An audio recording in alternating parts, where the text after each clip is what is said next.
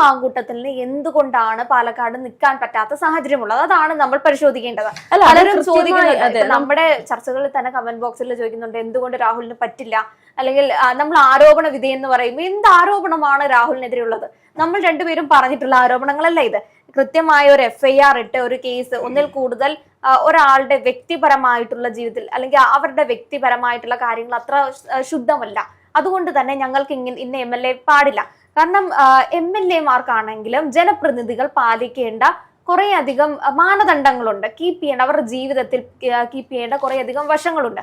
അപ്പൊ അത് കീപ്പ് ചെയ്യാത്തത് കൊണ്ടാണ് പാർട്ടിയിൽ നിന്നും, കോൺഗ്രസ് പാർട്ടിയിൽ നിന്നും രാഹുൽ മാങ്കൂട്ടത്തിനെ പുറത്താക്കേണ്ട ഒരു സാഹചര്യം വന്നത്.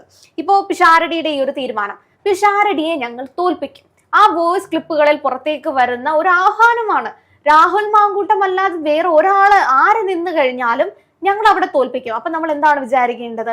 രാഹുൽ മാങ്കൂട്ടത്തിനെ അത്ര ഇഷ്ടമുള്ള രാഹുൽ മാങ്കൂട്ടത്തിന്റെ തന്നെ PR ആയിരിക്കുമെന്നല്ല. അതെ, പക്ഷേ ഒരു ഇന്നത്തെ സമൂഹത്തിൽ ഒരു വിഭാഗം ആളുകൾ രാഹുലിനെ അനുകൂലിക്കുന്നുണ്ട് എന്നുള്ളത് നമുക്ക് കൃത്യമായി അറിയുന്ന കാര്യമാണ്. കാരണം ഇപ്പൊ നമ്മുടെ വീഡിയോകൾ തന്നെ എടുത്ത് നോക്കിയാൽ അതിന് താഴെ വരുന്ന രാഹുലിനെ അനുകൂലിച്ചുള്ള കമന്റുകൾ എത്രത്തോളമാണ് എന്നുള്ളത് നമുക്കറിയാം.